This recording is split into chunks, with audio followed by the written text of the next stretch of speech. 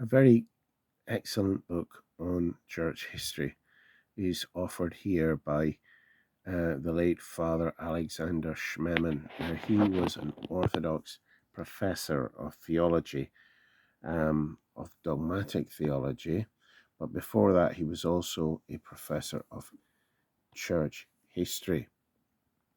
So he knows his stuff, and he's often cited in the debates on the church, etc., the history of the church.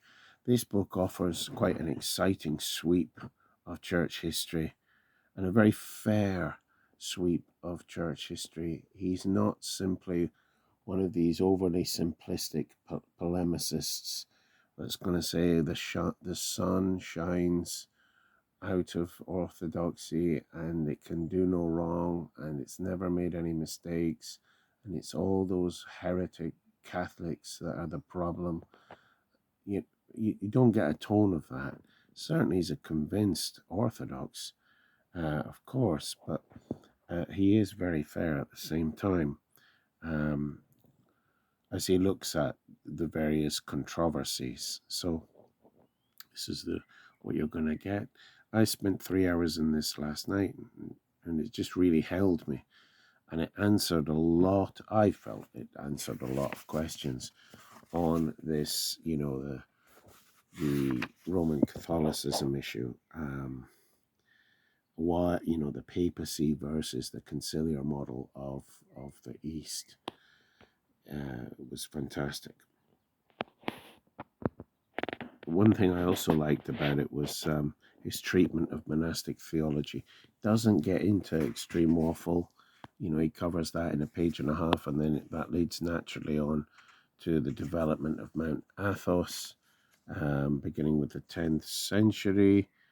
The Holy Mountain became the main center of Byzantine monasticism, kind of keeping alive the great Desert Father tradition. St. Gregory Palamas and the Hesychasts is there, but as you can see, not without getting totally bogged down in immense detail, and that makes for a real page turner. And at the same time, is obviously the penwork of the penmanship, as it were, of a very holy and spiritual person. He talks about two types of theology that we're developing. The speculative theology that owed its roots more to the influence of Rome and that tended to focus on Plato or Aristotle and be involved in disputes over which pagan philosopher was the most correct. So that was the one side, speculative dogmatic theology. And I would say that is what Rome majors in to this day in their theological faculties. And then mystical theology, which is really the domain of orthodoxy. I'm going to say exclusive, of course not, but it's very much came to predominate and be of more importance in orthodoxy than its speculative theology. Is what I'm hearing from Alexander Schmemann. This is an excellent book on that by Archimandrite Peter, who's the abbot at this monastery here. They have an excellent bookshop online. They're fabulous people. I go down there all the time on retreat and various things. They have weekly Zooms. They are a top-notch monastery. The real McCoy. And very, very kind of Athonite, Saint Sophrony, who set it up in the 1950s, was from Mount Athos, of the line of Saint Silouan of Mount Athos. And so it's a living beehive of tradition. I think that is what Saint Sophrony's, Alexander Schmemann's referring to as well, is that theology is a lived experience. That's how it came to be viewed more and more in Orthodoxy, rather than a set of ideas. It's a lived experience of God. It's interesting, I made a video recently, the St. Sophrony's book there striving for the knowledge of God, letters between David Balfour, an ex-Roman Catholic, and himself. And he says to him, may God grant you the true experience of the church. And then all these questions of the one true church will disappear because you will know it in your heart.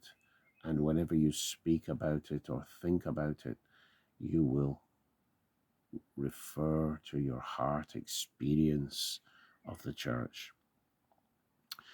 Theology is a spiritual state. This was Abbot Peter's doctorate, I believe, but it doesn't read like a dry, woolly doctorate. It's deeply spiritual. So it looks at the nature of true orthodoxy. Orthodox theology as the experience of God, cleansing the mind, the nous, the heart, cleansing the inner person of sin and the passions in order to experience the light and the revelation of God directly in the heart, in the purified mind. So I highly recommend that. So then, returning to Schmemann, he's going to get into, church unity and how that unity was held, particular ancient models in the first millennium through, major sites of Christianity, beginning with Jerusalem and then developing to Antioch, Alexandria, and Rome, which became sites of authority, not through supremacy as through influence.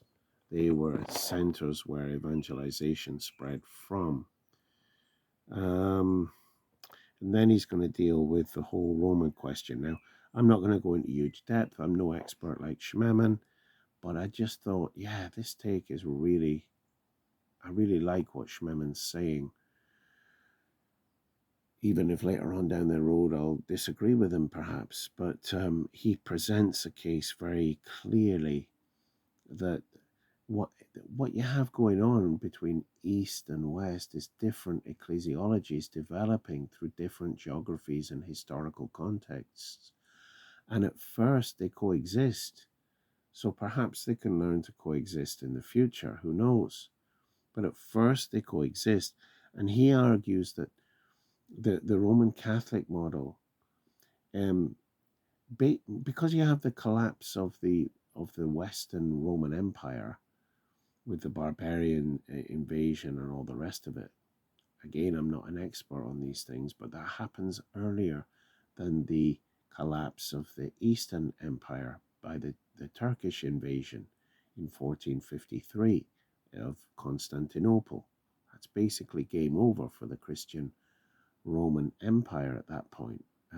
We often hear about the Crusades and, Big Bad West for the Crusades, but we don't often hear much about the smashing of Constantinople, the Eastern Roman Empire, and whatnot. This was absolutely devastating to the Christian West, as it were, the Eastern bloc of it. Forgive me, let me return to this. In the East, you have the predominance of basically empire and church get intermeshed, and the church grows around the authority of the emperor. We see that in the 7 ecumenical councils anyway. It's the emperor calling the councils generally. But that happens in the East very much so.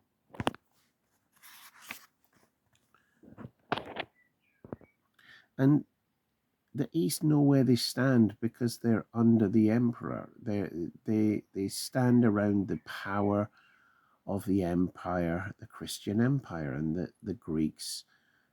For the Greeks, Christianity becomes synonymous with the Roman Empire.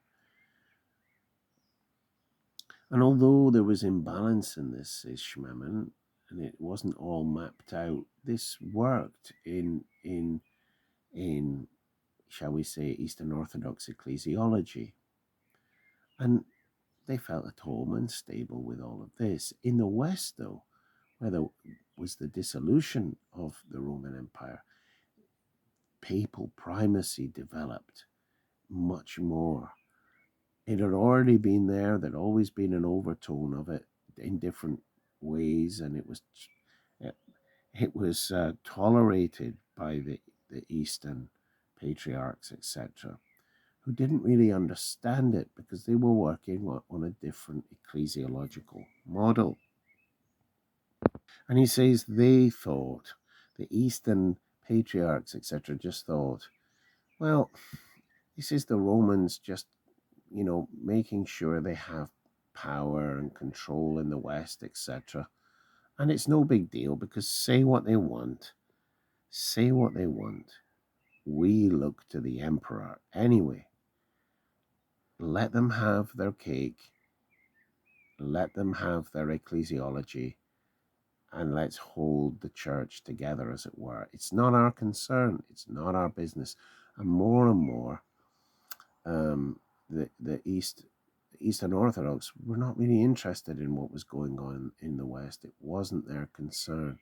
There was a barrier when the empire dissolved, and there wasn't so much interest in what the West was doing. Yes, there was an arrangement of going to the Pope with theological disputes, etc., ecclesiological disputes, because it was held as a patriarch who was in neutrality. And the Romans were not known to be quite so bogged down in theological controversy. And they had not fallen into, such heavy heretical disputes, etc. So it was seen as a clean reference point to check theological disputes out over, a place of appeal, but not of supremacy.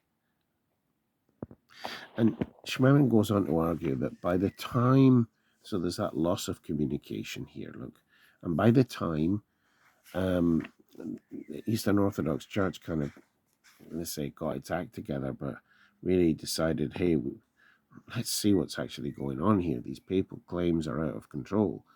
It was too late.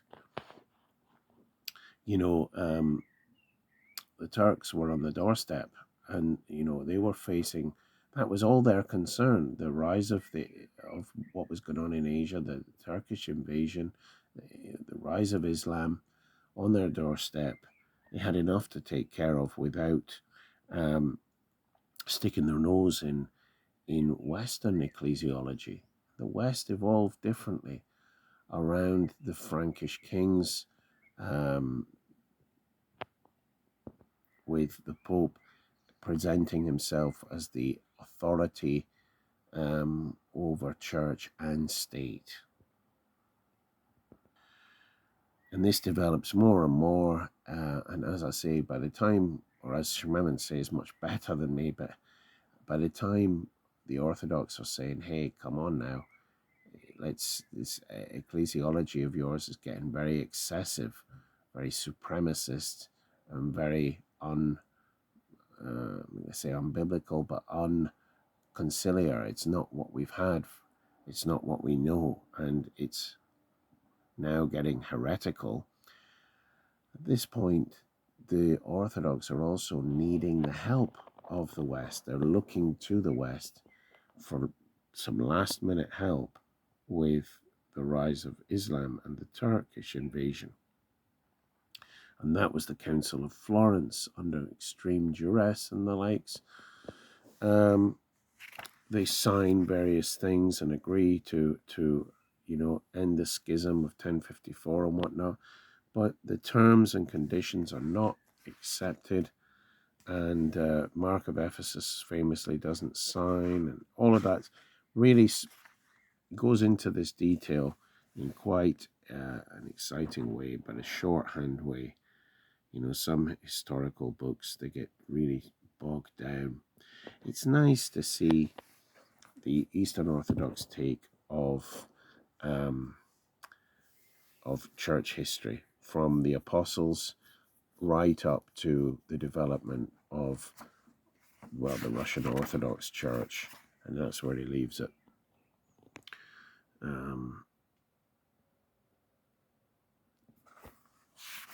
So it's, the focus is on Eastern Orthodoxy. This book was recommended to me by an Eastern Orthodox bishop, a holy man of prayer and sincerity. So there we are. Hope that's useful. These two books I highly recommend. This to get a real hold on the Orthodox take on theology. The West, theology became an academic discipline of, very similar to history and, very similar to